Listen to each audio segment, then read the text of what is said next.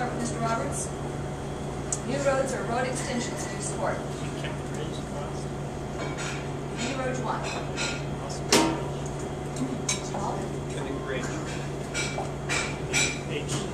Highway to highway. Not supporting tax.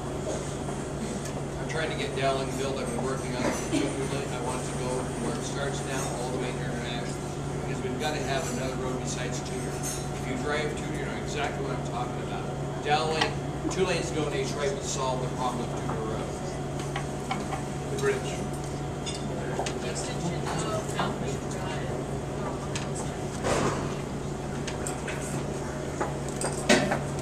I would say so. Extension Elmore Bridge off. Highway to highway.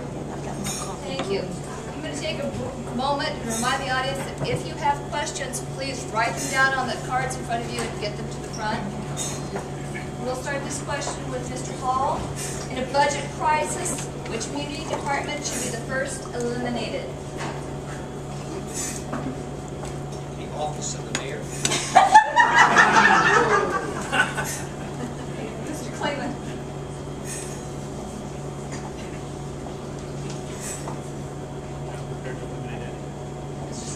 I get rid of the building boys. I actually wrote one to get rid of the city manager's office. I think we need the mayor. He should be the one that runs the town, not the city manager. God, by unification, we end up with both the mayor and the city manager. Get rid of the city manager, let the mayor assume responsibility for how this town is run, not the city manager. Mr. Clark. About solid waste services.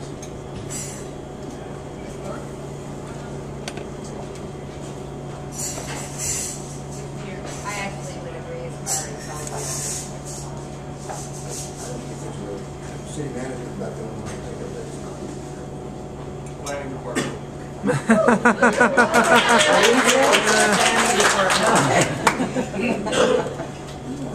We'll start this one with Mr. Clayman. List once. Do they get a chance? Oh, I'm sorry, I forgot to come back around. I forgot to come back around, please. So, Sandra. I look at solid waste, but I'm also just now exploring the possibility of contracting. Yes.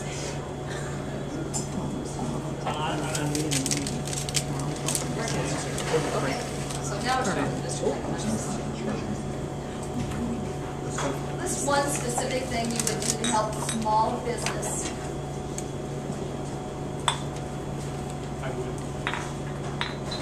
look for ways to reduce their startup costs. We could get more small business starting up in this city. Get rid of the city license required to have a small business. I am. Try and clean up some of the inaction of the planning department. Because I know I was talking to Dan Coffey, he said it took him 3 days to get a building approved in Vancouver. It took him 4 weeks to get it approved in Anchorage, which is a problem. And Sue's only 50 miles away from us. I will work to change the contract that's currently in place that requires any electrical work in certain 5 municipal departments. The winning bidder right now has to be a signatory to the IBEW. I think that stifles competition and needs to go away. I would work on cutting down startup costs because that's one of the biggest obstacles in starting your small businesses. And I need to all these permits and requirements. Most of mine is the same, but I would say as far as streamlining the permitting department. Pretty much the same thing, the fees and permits that they work with, polishing laws that mostly are not being enforced where necessary. In short, I would remove regulations and reduce taxes.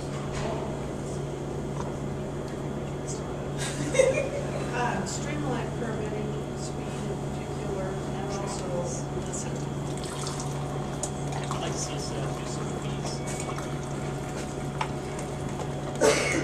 I've actually got 2. The major thing coming in small business communities is just surely an energy shortage and cost of excavating and the permitting process. Thank you. In one word, please, starting with Mr. Siegler, what trait makes you the best person to serve your area? Legality. Mr. Train? One word. Work with every side. How's that for one? Reliability. Patience? Experience. Tenacity. Hard work. Integrity.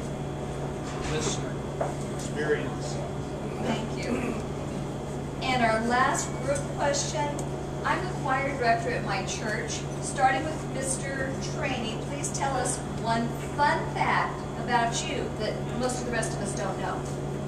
I have most of the songs that we sing memorized there for the last 40 years, so I don't need the hymn book.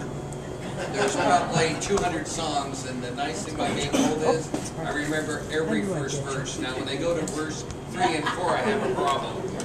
Mr. Claire. I can play a pretty mean Guitar Hero. Ms. Dorr. Working at Campfire, I am an expert paper airplane maker. Wisconsin. I play the bagpipes.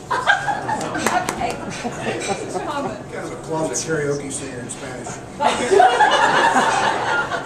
Mr. Trombley. My wife requested I wear socks to bed because my feet are cold.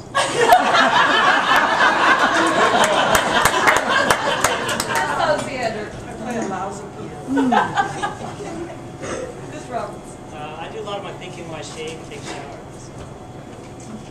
Mr. Holman. I'm not allowed in the church choir.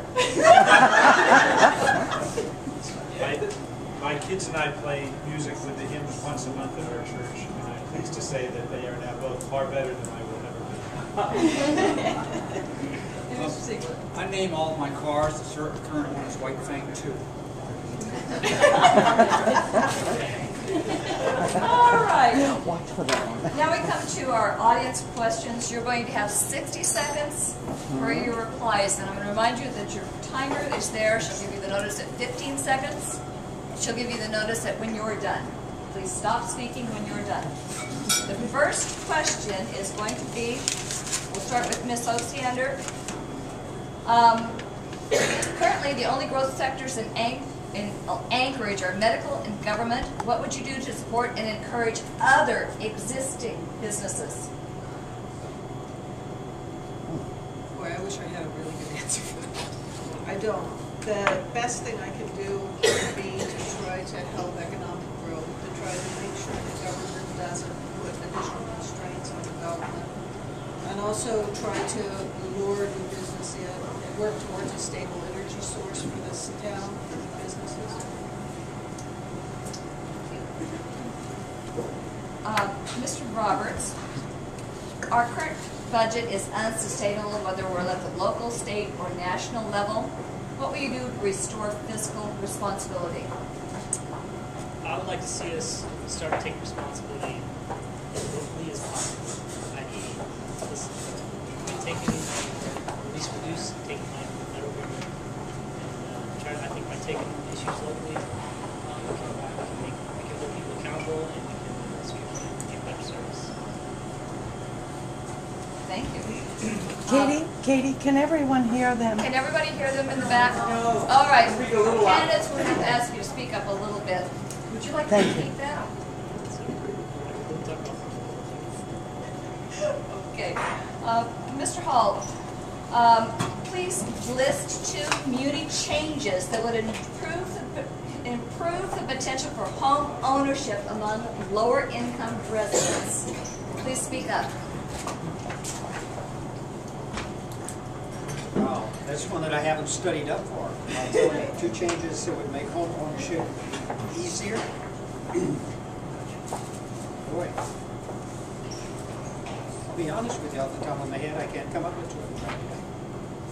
So, I guess I'll pass on that. Okay, thank you. Mr. Clayman, would you support none of the above on the ballots? This way, if no candidate speaks for the people, we can find someone else that does.